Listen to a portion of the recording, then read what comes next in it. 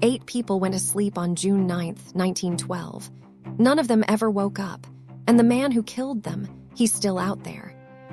Villisca, Iowa. Population 2,500 people. A place so quiet, so ordinary, that neighbors left their front doors unlocked at night. The kind of town where everyone knew everyone, where a man's handshake was worth more than any contract, where children ran barefoot through cornfields until their mothers called them home for supper, where the biggest news on any given week was who won the county fair, or whose corn was coming up tallest, or whether the reverend had given a good sermon on Sunday morning. It was the kind of America that people write songs about, peaceful, simple, safe. And on the morning of June 10, 1912, that America died. June 9th was a Sunday, and it was a good Sunday. Josiah Moore was one of the most respected men in Villisca. He had built his life the right way, through hard work, through faith, through community. He ran a successful farm equipment business. He served as a deacon at the Presbyterian church. His neighbors trusted him. His friends admired him. He was the kind of man that a small town builds itself around. His wife Sarah was warm, devoted, deeply loved. They had been married for years and had built something real together, a home full of life, full of noise, full of children. 4 of them, Herman, age 11, Mary, age 9, Arthur, age 7, and the youngest, little Paul, just 5 years old. That evening, the whole Moore family attended a special Children's Day program at their church, an annual celebration that the children had been looking forward to for weeks. The church was full. The singing was joyful. Parents and children filled the pews, and for a few hours on a warm summer evening, the whole community gathered under one roof and felt like exactly what they were, a family. When the program ended, 2 young girls from the neighborhood asked Sarah Moore a question. Could they spend the night? Their names were Ine and Lena Stillinger, sisters, ages 10 and 8. They were good girls, well known in the community, friends of the Moore children. Sarah said yes. Of course she said yes. It was Villisca. Nothing bad happened in Villisca. The whole group walked home together in the summer dark. 6 children and 2 adults. Voices carrying down quiet streets. The kind of evening that feels like it will last forever. By 10 o'clock, all 8 of them were in bed. By morning, all 8 of them were dead. The first sign that something was wrong came early. A neighbor named Mary Peckham, Josiah's sister, noticed the house was unusually quiet. In a farming household, mornings meant noise and movement. Cattle needed feeding.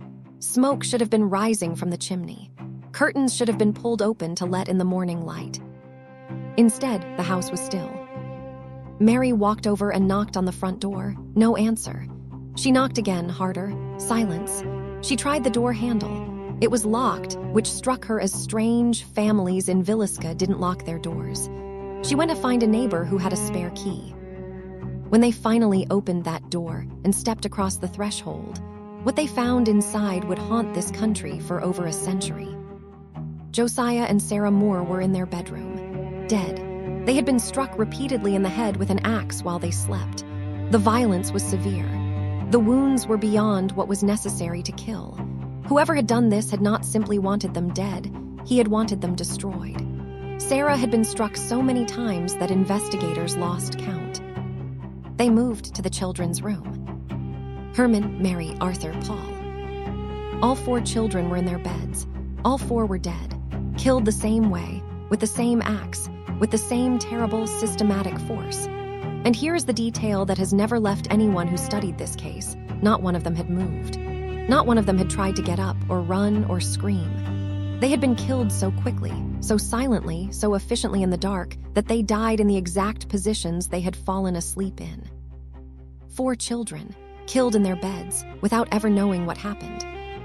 In the downstairs guest room, Ine and Lena Stillinger, the 2 little girls who had asked to spend the night, dead.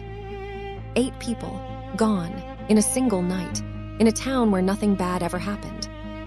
But as investigators began to move carefully through that house, they found something that shifted the horror from terrible to something altogether different.